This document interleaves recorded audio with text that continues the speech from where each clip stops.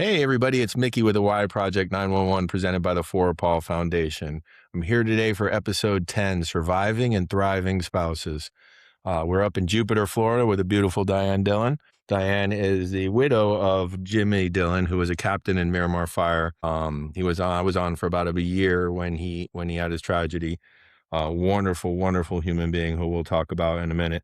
But Diane raised her family and survived and thrived and did great things. So welcome to the show, Diane. Go ahead and Thank introduce you. yourself.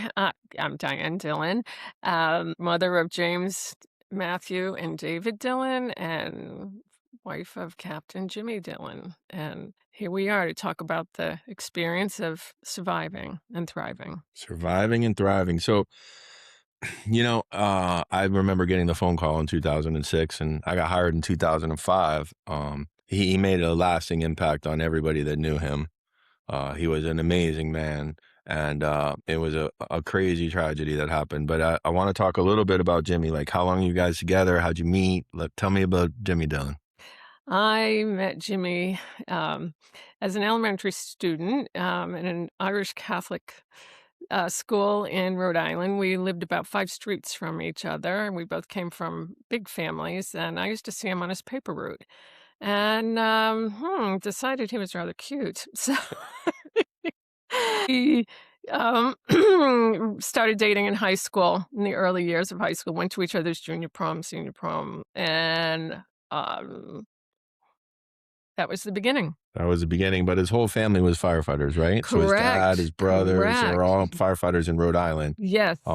So you kind of grew up from the very beginning in a firefighter family. Like, talk about growing up with firefighter families. That had to be interesting. Yes, growing up around the Dillon family was interesting because we would get to walk to his father's firehouse on Messer Street in Providence, Rhode Island, and we would just show up and say hey and talk to the guys, and then they'd get a call, which was always exciting to see them pull out of the garage and hear the tones, and everybody stood to attention. And then when if one of the Dillons was a little disruptive, one of the 9 Dillons. His mom would call over to the fire station, and here would come Jimmy's dad in the engine. And he would pull up to the house, lights and sirens, and would reprimand whichever child needed to be reprimanded. So it was interesting when the rest of the crew of friends and neighbors would see the truck pulling up because we knew one of the Dillons was in trouble. That's pretty funny. So I'm sure the fire truck was in front of the house a lot with 9 children. Absolutely. There was always somebody And getting Jimmy it. was a jokester, so Oh, yeah. Jimmy was a jokester, and he liked to throw elbows when he played basketball for Yes, sure. You he didn't want to play basketball with him. You were catching an elbow for sure. Yeah. Yes. Oh, good Catholic kid too. I remember the first time I ever had Miramar's seafood pasta was with Jimmy Dillon. He told me it's Lent, so we can't eat meat. We're gonna eat seafood pasta. And I asked him what was in it, and he told me. I must have made a face because he started laughing at me, and he's like, "No, you're gonna like it." And he told me what was in it, and none of it sounded good, but the dish all put together is phenomenal. It's a Miramar classic. Oh, yes, he was a good Catholic boy. So married to a firefighter family. Involved in the firefighter family, you get married. How long were you married before? Before he got on? Yeah. Before he got on the fire department, we were married about 6 years. About 6 years. And Yeah. then how long was he in the fire department? 16 years. 16 years. So 16 years of going to shift and driving down to Miramar every day. We were very fortunate to have him in Miramar. Yes, yes. At that time, we did live in Hollywood. All the boys were born in South Lake. Okay. And so he was commuting from South Lake to Miramar between station 19 and 70 at that time, which he would say took him about 45 minutes, which he rationalized would be the same distance driving to Jupiter Farms on either 95 or the Turnpike. I think he might have fibbed to you. Yeah, I know. I think he did. He certainly did. But you were there, right? And the boys had watched grow up with Jimmy going to shift every third day. And Yes, yes. We had the shift calendar, which was like a Bible to me, to be able to schedule my life. And it was one of the fire truck companies that provided that calendar. That was, yeah. it was really of size where I could put where I needed to be, whether it was baseball practice, usually basketball practice, and if Jimmy was gonna pick up or drop off, and when he was coming on shift, and when he would be home, and when I had the 3 boys by myself, which Yeah, was every 3rd day. which was every 3rd day, but then like every other fireman, he taught at the college and he did all of Oh, that, right? yeah, So, yeah, yeah, he did. He worked at Pratt Whitney, and he taught at, yes, Palm Beach State. yeah, so, the life of a firefighter can be busy, and then, we don't as active firefighters, always think about the spouses and everything that they do behind the scenes, so, there's a lot that goes into that, and then one day you get a call that your husband's not coming home. Mm. I know that that was a horrible moment for all of us in Miramar. I can't even imagine what it was like for you, but, give us a little glimpse into what that phone call was like. Yes, it was a horrible moment because, he kissed me goodbye at 6 a.m., and he said, "I'll call you before noon." And, he drove down in his pickup truck and uniform, and, um, he broke down, and, it was horrific. He was killed, in the breakdown lane, by an 18-wheeler, and it was horrific. And yes, so then I get the knock on the door. Actually, first I get the call from the fire station from Eric, who said, he's a firefighter, and said, "Did Jimmy oversleep? Is he there? Did he leave late?" And no, no, no. And my first thought was, oh my gosh, there was an accident. And Eric, he's like, "Diane, it's okay. Don't worry. Don't worry. We're gonna find him." So Eric Seeley was quite supportive in that moment with trying not to have me worry. But it was minutes after that that I got the knock on the door, and I told them that they made a mistake, that there was no way that anything happened to my husband. And yeah, so then yes, something did happen to my husband, and friends were called, and I was ushered down to the morgue and so forth. So it was extremely surreal Yeah. in those hours, and within a few more hours, well, no, I actually within the first few hours, Miramar was in my home. The chief and Mike Conlin, and they set up the command center on my pool deck, and my house was flooded with firefighters, thank God. And it was the fire department that basically told me every step I had to take from that moment on, and, um, I collected the boys from school, and again, the Zimmermans were there. There were so many families. I remember it vividly. Everybody that was in my kitchen and knew my boys, knew the family dynamic, simply because of all the social situations that we had been involved with through the fire department with Miramar. Picnics, our kids knew each other. My boys knew the firefighters who helped us build our home in Jupiter Farms. So there was a very close connection between the acreage guys, Park, Gillette, Zimmerman. Um, yeah, Yeah, as and I came up. I have my wife's cousins live in Jupiter Farms, and I came up and we stopped at the Publix, and I was brand new, and I, of course, when you're brand new, I had the Miramar tank top and the Miramar hat on and everything, and the kid that was bagging my groceries said, "Hey, you work for Miramar? My dad's Jimmy Dillon." I'm like, "No way!" So his reach was spread pretty wide and far, and then we did have a pretty good outreach of people up here, Oh, right? yes, And then yes. everybody came. Kudos to our honor guard in Miramar because they were there every step of the way, and they even went out to Colorado with you, right? Mhm, yes. They were there pretty much every step of the way from the Mhm. moment we found out until unfortunately the funeral. But so everybody's there. I remember we did the work party. We came and we did your yard and painted your house and did everything that firefighters do. Family comes in, and then in a few weeks everybody goes away, right? Yes, And then there's just you and the boys, and what yes. happens then?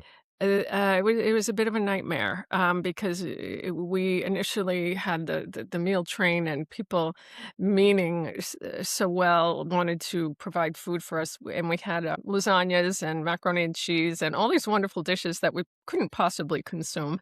So the boys went back to school 2 weeks after, and I, as a nurse, kept thinking I would go back, but there was no way I could go back and now leave 3 boys at home without supervision because Jimmy and I worked around each other's schedule, me as a nurse, he as a firefighter. So we had a very fine-tuned system.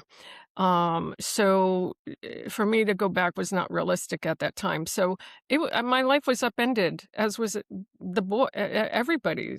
So now we went from this incredible team that we had, the 5 of us, to now the 4 of us, and I am trying to bring up 2 teenagers and 1 budding teenager. So I was lost, to be Yeah. quite honest. I was totally lost without my husband.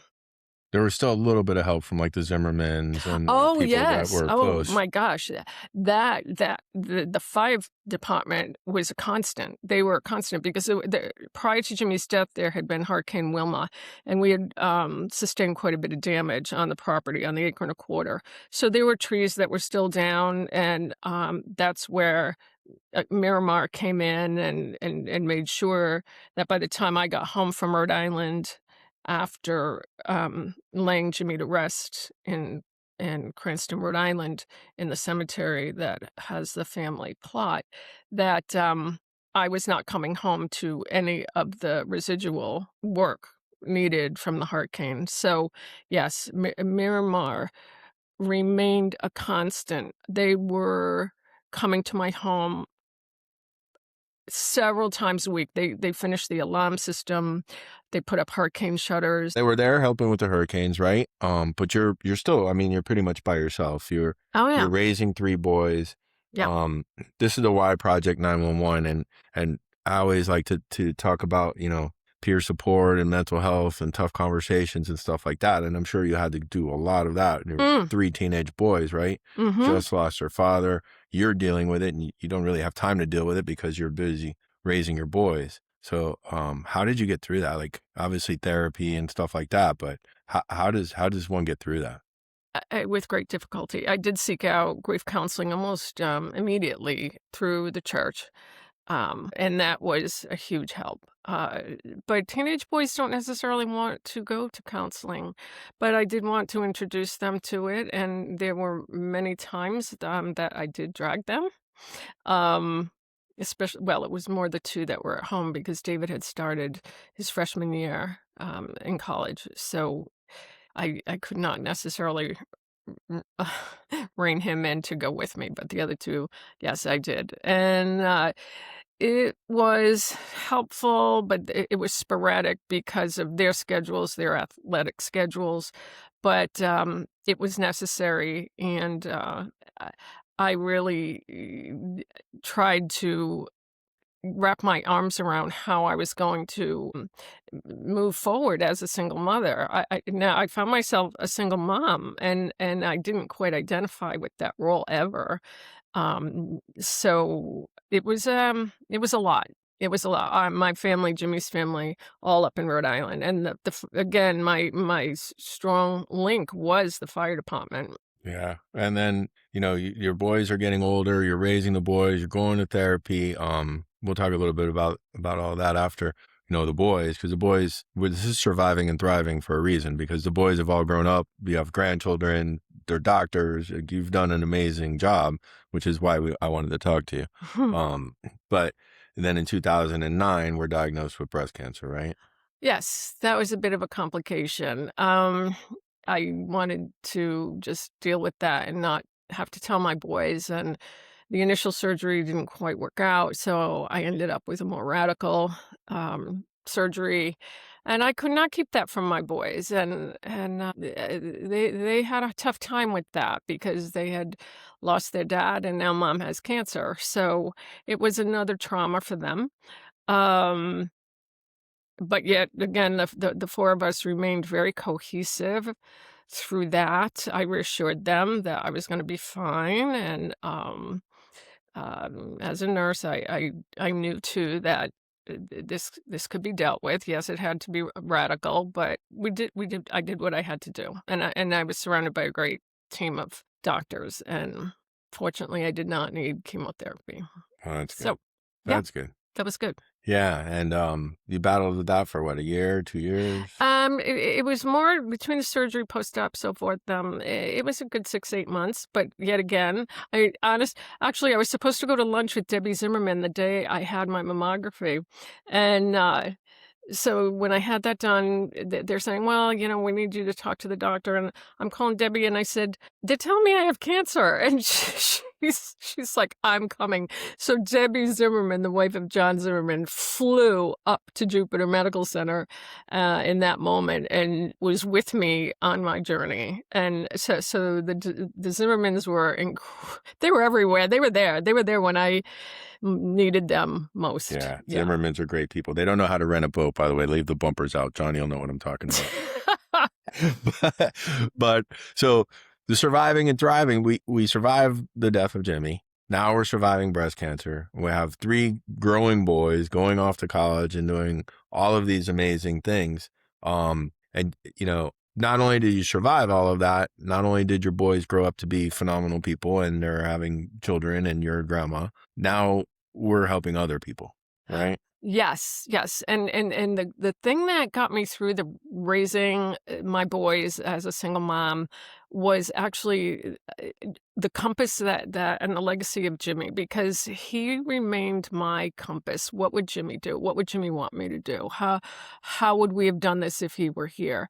And I knew him so well, obviously from the age of 16, having grown up with this guy, that I knew it came to me rather easily what he would have wanted me to do in certain situations. Because for the most part, we were very cohesive on our parenting. So, raising the boys, they through, I must say, I must mention this, through the help with Miramar, between the IAFF scholarships and the multiple fundraisers, Jimmy was always so pro education that Miramar took it upon themselves to have fundraisers for the family, and we started a college fund. And David has gone on; he went through med school and is now a successful physician.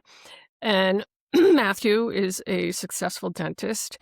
James has an MBA, and it lives out of state, so I don't get to see him a whole lot. But I do have a close relationship with David and Matthew, and very involved in their families. But it was, I think, the fact that they knew that education was so important to Jim, that they were going to do what they had to do to make to be successful themselves. And yes. Right. That's a good guiding light, though. Everybody was like, what would Jimmy do? The boys, you, and then, with the help of the fire department and the IFF and different fundraisers and stuff, we were able to make it happen, though. Absolutely. And that's one of the reasons, like, I contacted you and I was like, Yes. we've never really got to do anything in Jimmy's name.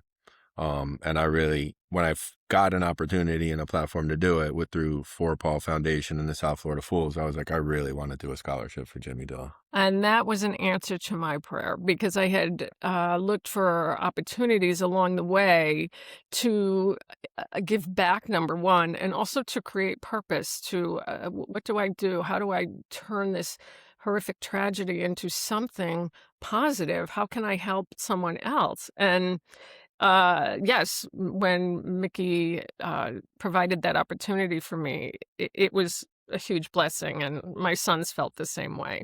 Yeah, and then unbeknownst to me, I mean, it started Strike a Box through the South Florida Fools and Fort Paul Foundation. It started with my cousin Frank Jankowski. We call him Jenks. And then I called you, Hmm. and then I said, we have one for Frank and we have one for Jimmy, but we need one for a South Florida Fool. because we're doing it through the South Florida Fools, and we did one for Kevin Johns. And then unbeknownst to me, you were going on a cruise with With the I was going to Ireland with Brenda. yeah. Yes, which that leads us into the connectivity with the widows. Yeah, I want to talk about that. So, how did you meet Brenda, and how did you meet the other widows, and what did you do, survive and thrive, and help other people, other widows, to survive and thrive, and go to Ireland and have a life again? Because it's easy to not have a life when you lose somebody that you love, especially in a tragic way. Correct, correct. So, unfortunately, there have been too many widows up in this north end that I have made contact with. Some of them I actually knew, and others I reached out to post loss.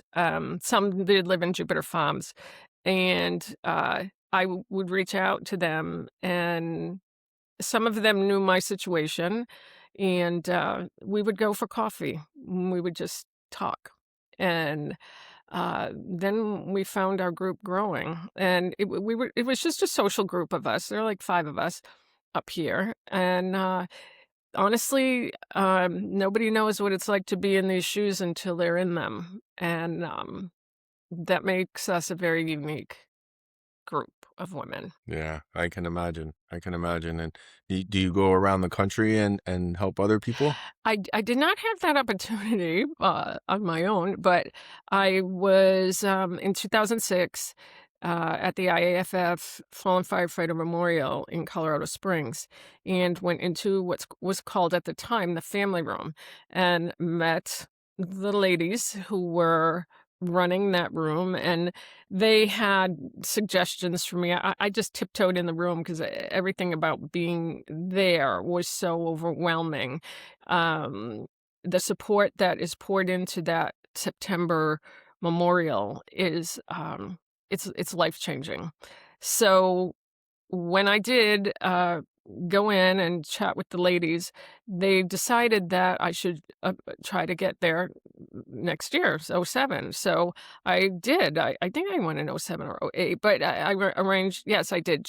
I had my sister-in-law came down and took care of the boys so that I could go, and I actually had the opportunity to work with these ladies in the family room. And it was kind of just observing because I was still fresh. So as they went off to college, I had the opportunity to lend a hand out there, and it was kind of tiptoeing into it. But um, basically, I had the opportunity to meet other families and listen to their stories, and that's basically what they want when they're out there is for someone to understand them, someone who's been in their shoes or is in their shoes. So yes, year after year, I went out to Colorado and worked in the family room. And as someone who would just reach out to other widows. So yes, and we became friends on Facebook and so forth, and I watched their kids grow up. And did that help you? Like, did Oh that my help you on a gosh. personal level as well as helping them? Absolutely, That absolutely. had to help you heal a little bit, right? It helped me because I was allowed to see my growth from year to year, even though I felt so stuck at times in my journey.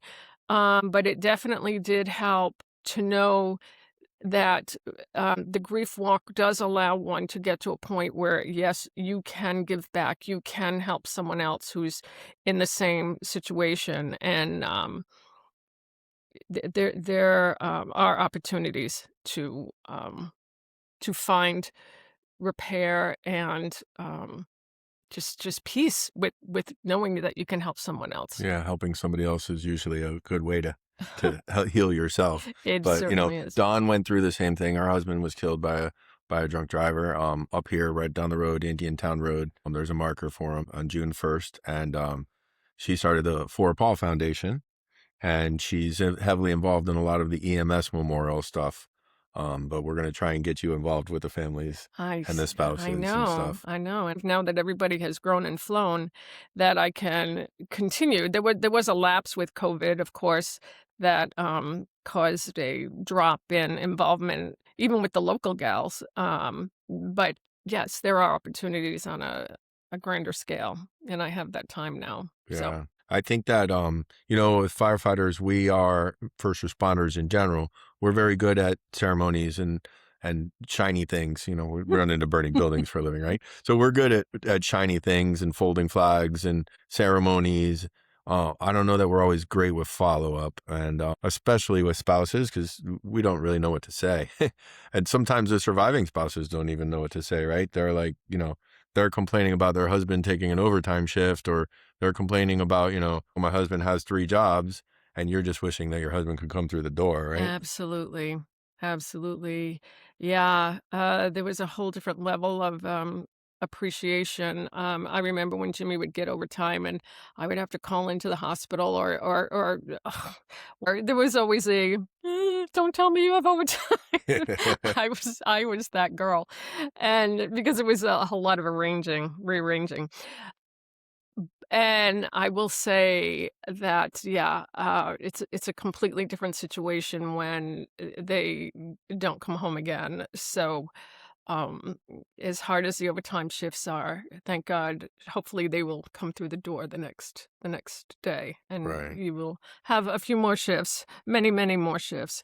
And the shift life, there was such a rhythm to it that I didn't know how to live my life without that rhythm of the shift life. It took a long time, even for the kids, because we knew when dad was home. There was a lot of fun when Jimmy was home. Jimmy was a lot of fun. He was a lot of fun. There's gonna be a lot of basketball. Yeah. And, when it was just mom, it was like, "Okay, let's get through the day. Let's do the homework. Let's go to where we need to go." But I had 3 boys Yeah. by myself. You had your hands full for sure. You had your It hands was full for sure. it did. I got a quick, we'll lighten it up a little bit. Yes. Did Jimmy ever get you with the mandated? Like, oh, I No. got mandated today. And then No. somebody said, called my wife. They're like, he can't get mandated on his day off. I think it was Amy Seeley. I'm like, don't tell her that. And I just got me in trouble because I was taking the overtime and telling her I Oh, got mandated. oh, yeah. Oh, yeah. That's funny. Yeah. That's That was funny. back in the days before Telestaff when you could get away with that Yes, stuff. yes, yes, and yes, and I would always, there would be a bargaining chip there. "Okay, if you get overtime, you're taking me out." Yes. Oh, there you go. I like it. I like it. I like it a lot. So now we have the Red Line Sisterhood, and we have these things that we did, right? Yep. What are our plans now? Like, what do you plan to do now? I mean, I'm trying to get you involved in the Four Paul Foundation a little more. Yes, yes. What else you got going on? Other than my Nana duties, which I take very seriously, I have, 2 beautiful grandchildren that, I absolutely adore, and, let's see. So, and what else do I? Yeah, I stay quite busy. I stay quite busy, and so Dawn did reach out to me with the possibility of expanding an outreach Yeah, somehow, and that is where my comfort level is, simply because I've been in these shoes for 20 years, and um, I have figured out how to thrive. It's like a definitely a slow crawl sometimes on the anniversary dates, birthdays. But I know that living life to its fullest is so vital. Um, it takes on a whole different meaning, but that's what our fallen firefighters would want us to do right. as wives. It sounds cliche, right? But Yeah. we always say, well, they wouldn't want us to just crawl up in a ball. They'd want us to go out and live their life and go play basketball Yes. and, and raise the kids and have a life. Yes. It's hard when you're in that situation. I'm sure I can't even imagine losing my wife, but it's hard when you're in that situation, I'm sure. But we're surviving, we're thriving. This is the Why Project presented by the For Paul Foundation, and our mission is to honor, support, and educate first responders. We give away about 15 scholarships every year, but we do line of duty death support.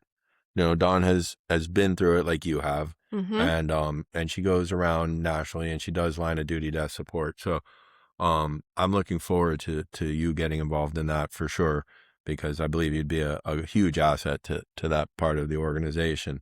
And it is a why project. So what do you think a why of how you survived, how you thrived, the people nationwide, not only first responders, because, it's not only first responders that lose their spouses, right? So Correct. just in general, surviving spouses, like what is a why that we can take away from Diane Dillon? What is the why? Well, I first have to touch on how we survive.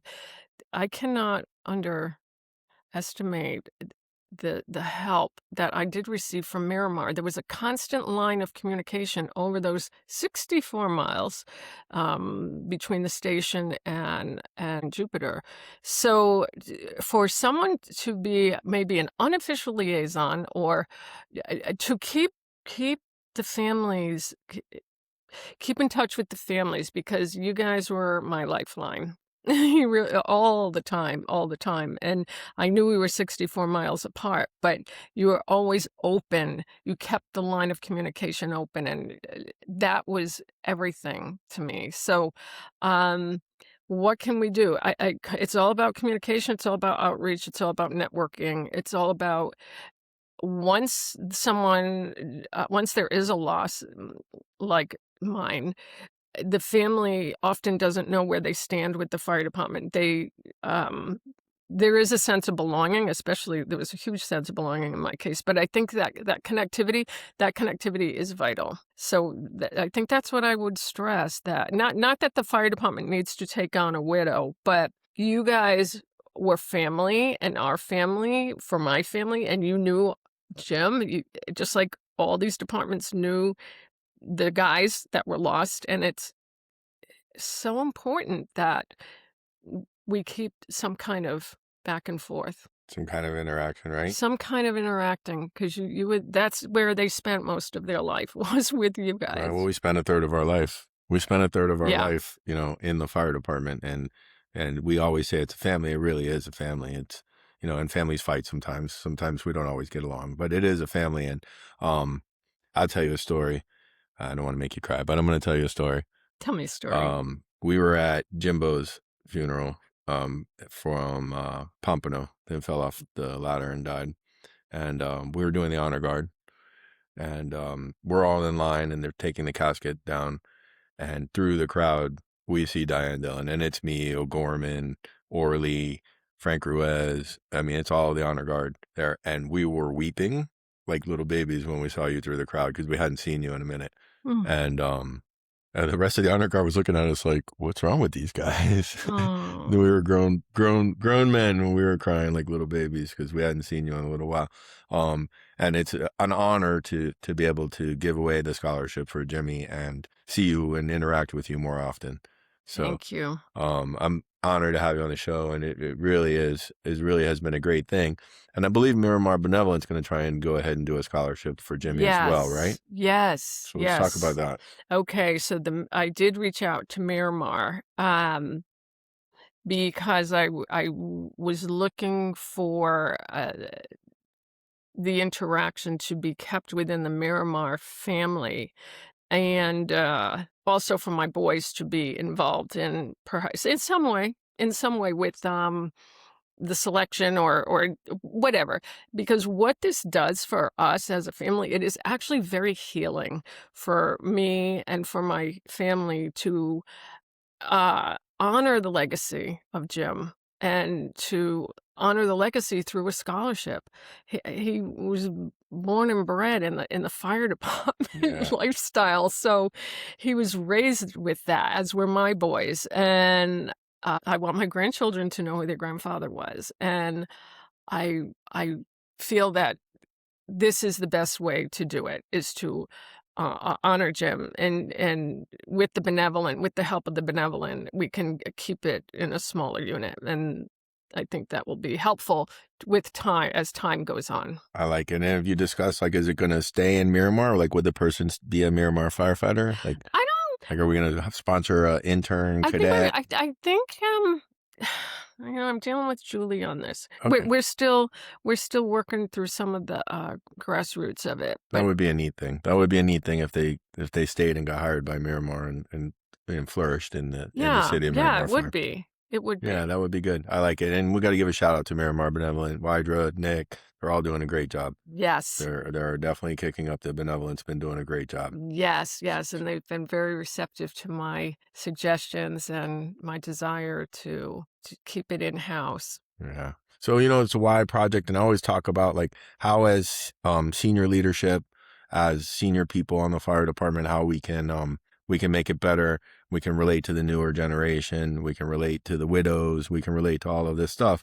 I think being involved, your why of just being involved with the families, staying involved in the families, we lose out a little bit of today's fire department. It's not like it was back in the day.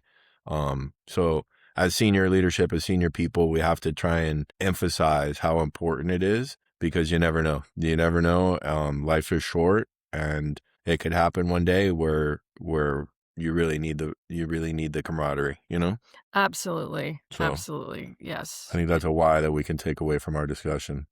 Yeah, and I hope this healing on both ends. I don't know if you guys have had any healing from watching how the boys were raised and how they flourished and here we are. Yeah. And I hope that you take some solace in knowing that done okay. Yeah. Well, the same people that were there for you right afterwards were there all along the way. The Absolutely. Zimmermans, the Fords, Absolutely. the Eric Absolutely. Seeleys putting up pictures of the boys growing up on our union boards and stuff. We pretty much grew up watching your family grow up. You did. You So did. And that has made all the difference. yeah, It has made all the difference. yeah. Well, I appreciate you coming on, Thank you. and I'm sorry that we had internet problems. We had to do it in person, but But this is the it's first time doing it in person. Hopefully, it went well.